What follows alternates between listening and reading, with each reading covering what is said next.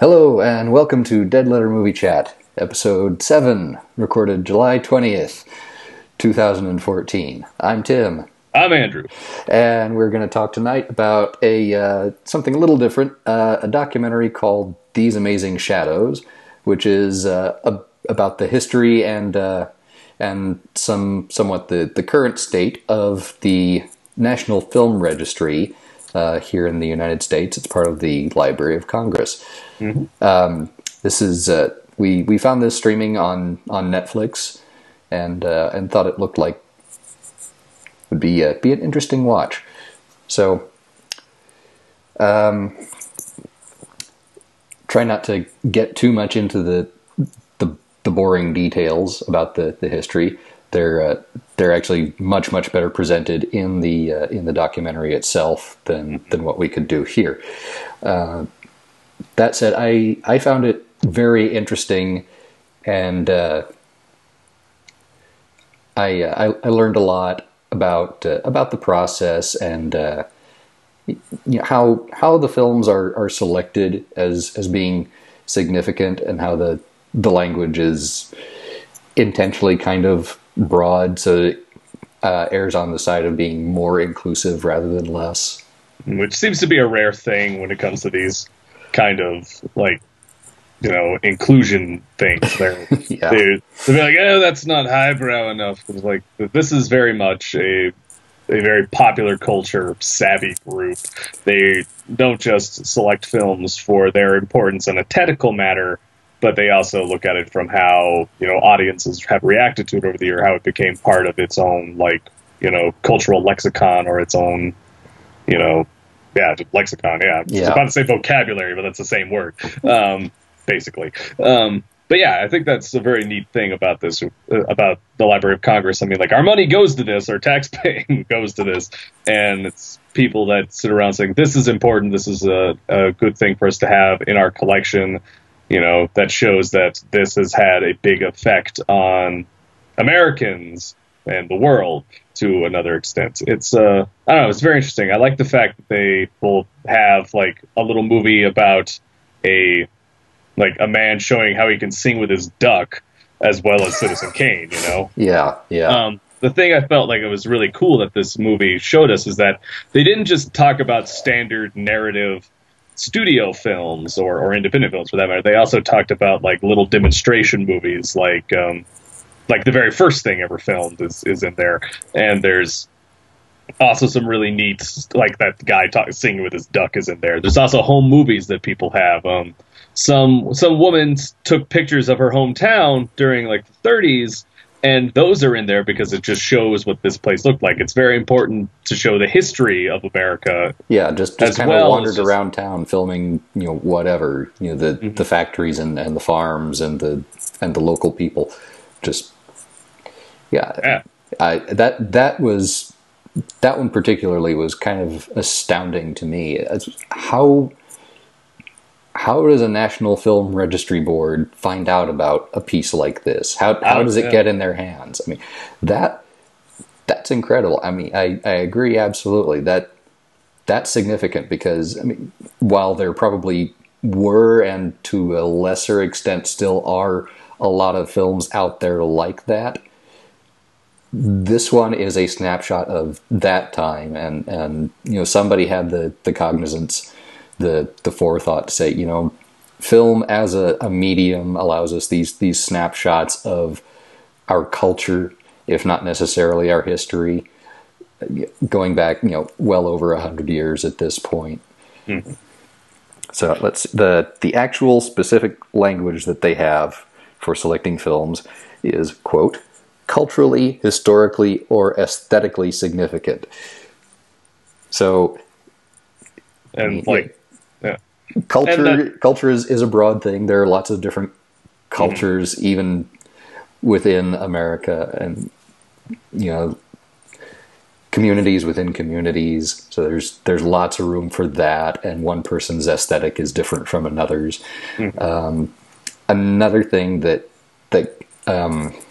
kind of surprised me was the filmmaker who did Boys in the Hood.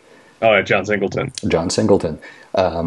was responsible for nominating a film called Birth of a Nation, which, yeah, if you look at that now, it's basically it's a propaganda film for the KKK, which, yeah, really objectionable content. But you know, even a guy like Singleton, you know, is classy enough to look at this and say, look beyond the content. This changed the way that films were made. Yeah, because, you know, how things were framed and shot and presented, and that it's significant for that.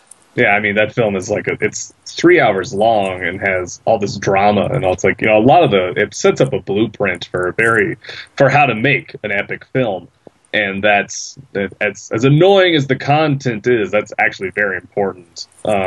It's just a thing that kind of sucks. Yeah.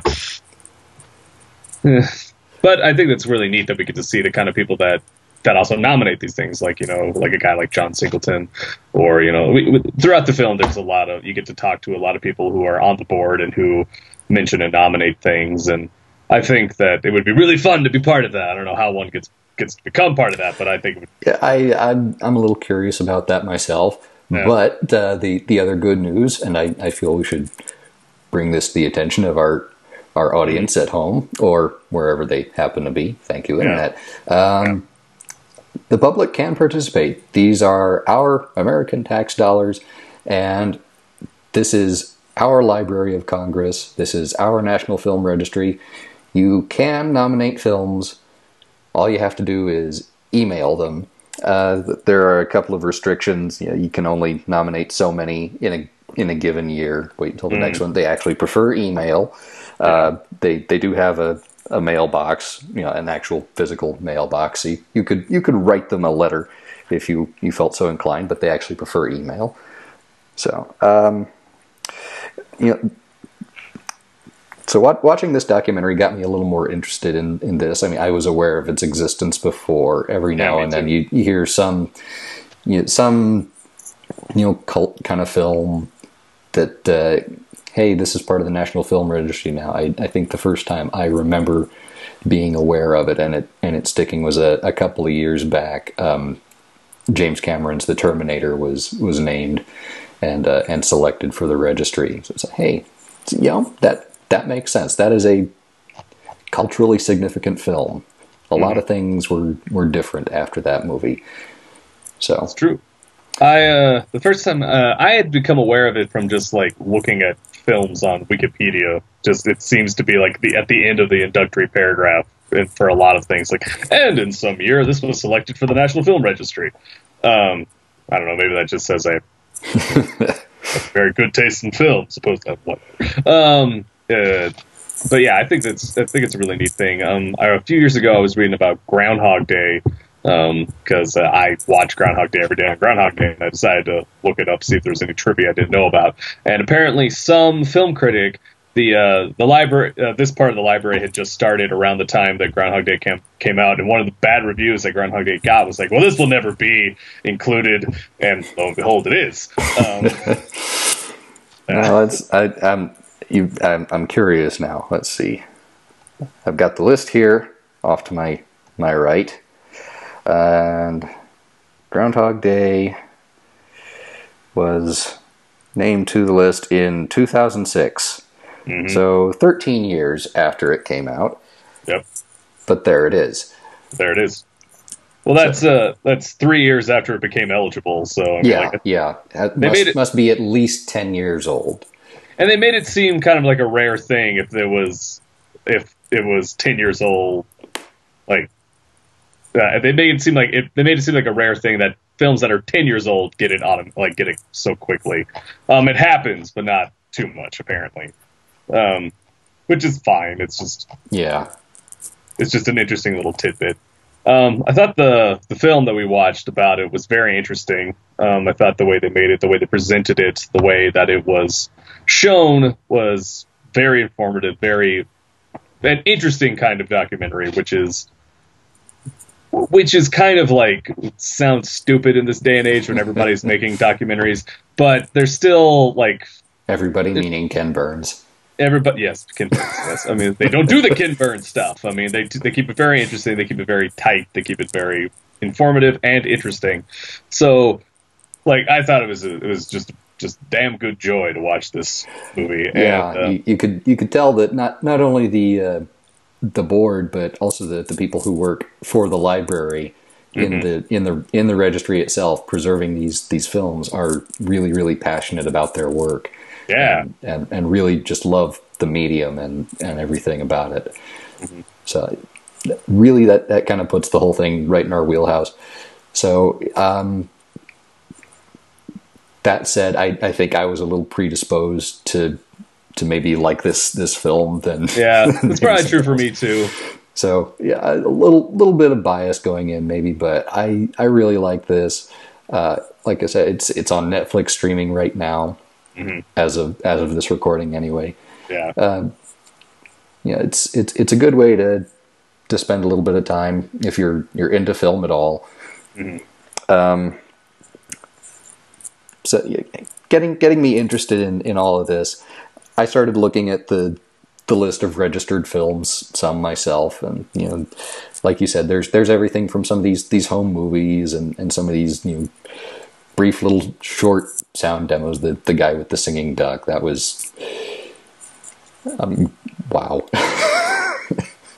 the weird thing is that you understand why it's there. You do, because like, it hadn't been done before. Yeah, and it showed how sync sound would work really well. So yeah, it did. Yeah. So there are a lot of films on here, obviously. Now I haven't read every single item in the list, but and obviously therefore haven't seen them all. But I have a hard time arguing with anything I've seen here. I mean, these aren't necessarily great or even good movies, but they could be significant in terms of in terms of the history or their reflection of the culture of the time. Yeah, they are important films, and whether or not something is good, great, bad, or otherwise, I mean, something can still be important. Yeah, and I think that that's something that this list that they compile every year is very indicative of. These are important movies that may or may not have, that you may or may not agree that they're particularly well made or they're particularly interesting, but I feel like that they're definitely movies that are important to the medium itself. Yeah, it's kind of weird that there would be movies that it's important that they exist, but most people wouldn't need to ever watch it. Yeah, exactly. But I mean, some of these, it's, your modern directors, your Scorsese or your Cameron or I don't know, Ridley Scott. Who's got some movies on the list, or anybody you care to name. Ang Lee have seen a lot of these things, and that has informed who they are as filmmakers and the material they're putting out now. So there's this whole legacy, going back. It's much more than a lot of other mediums, an iterative thing. You can kind of trace how it's evolved from its inception, because we've got that record going back to the beginning of it at this point. If there was before we get to like the grade of this and everything, I think it would be kind of interesting if we stated movies that we think should be included. What's a film that you think should be included?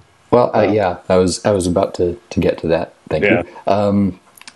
No, the one that came to mind, and as I said, this isn't really a great or even necessarily a good movie, but is significant in terms of its influence, is Tron from 1982. So it's eligible. I don't know that it's been nominated, but that was one of the first really mainstream uses of a lot of extensive computer generated images in a film. There had been some before that, and there were some others right around then, but that was the one that really brought that to a mainstream consciousness, kind of into the zeitgeist, if you will. Granted, it was not as much a thing for a while after that.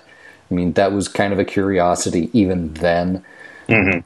But I mean, now, unless you're talking about some little indie drama. I mean, there's computer work in everything. I mean, in the editing and in the mastering. Even if they're not doing a lot of photoshopping or unnecessary CG critters like in Star Wars Special Edition. So that to me, that's odd that it's not on the registry. I think it probably ought to be nominated for that reason, and I think I might just do that myself. I think it's kind of odd that, although I believe Groundhog Day should be in there, I do think it's kind of odd that Groundhog Day is in there, but Ghostbusters isn't. It's a film that it's Harold Ramis and Bill Murray again, mind you, with Ivan Reitman directing, but it seems like an important film on both the technical aspect. A lot of those special effects were a pretty big deal back in 1984. But more importantly, I feel like its cultural impact is rather huge. I mean, next month they're going to have it back in theaters for the 30th anniversary, and that just doesn't happen to any movie. I mean, like, that's kind of a big. I'd say that's a big deal. It is. It is. There's been a fair bit of that lately, but I mean, like you said, it's not just any film. It's the ones that were really, really big. Yeah.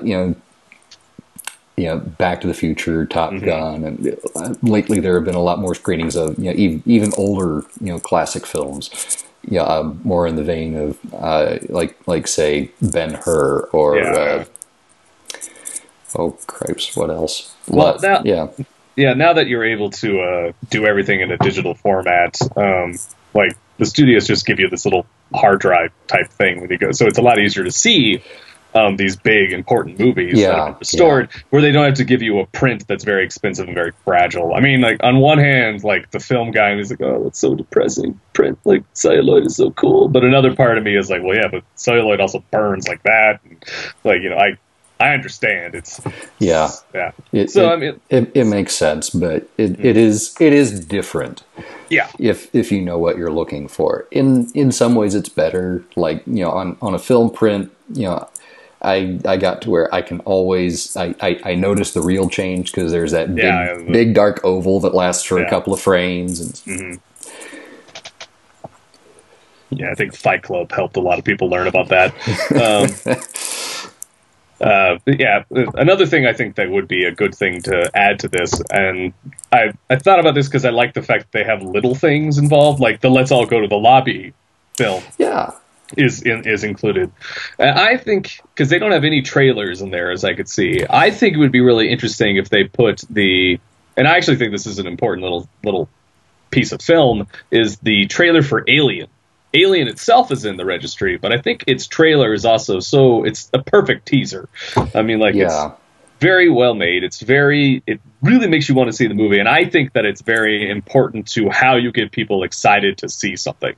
And I think it's worthy of inclusion in that sense. And maybe I will go and nominate it because I don't think it was on the previous nominations list. So that's what I do. Yeah, that makes some sense. I mean, there are a handful of music videos on the list as well. Yeah, Thriller's in there. Of course, Thriller. For obvious reasons, I didn't see Bad. I don't think Bad's in there, but that's okay. That's okay. It's there's two versions of it. One there's like a hour-long version that Scorsese did that's okay, but it's not great. Yeah. But still, it's kind of cool that those things are in there. What would we grade this movie, Tim? I would grade this movie a solid B+. This is probably a little dry for somebody who doesn't have at least a passing interest in the medium as it is already. Yeah. So, for that, I mean, I felt they did a good job, and I was very engaged by it, but I want to be aware of my own bias as well. So I liked it. I thought it was well made. Your mileage may vary because it's entirely possible and even likely that somebody else is not as enthusiastic about this as I am. Right. I would say that I agree it's a B plus kind of film. I would say, however, that for a cinephile, it's definitely a required viewing. In that sense, it's an A plus film if you are any kind of person that cares about film in general. I think it's a must see. For the general public, I can agree. B plus. I think that's very true. I don't know if the average person is going to be as into this as other people, but all in all, great little movie, worth checking out. Yeah, I can certainly agree with that. So if you're a cinephile, you have certainly got a Netflix account. Yeah. If so, why haven't you watched this yet? Mm-hmm. It's right there. Yep. So, all right. I think that about wraps us up for this time. So thanks for watching, and we'll see you again soon. Bye. Bye.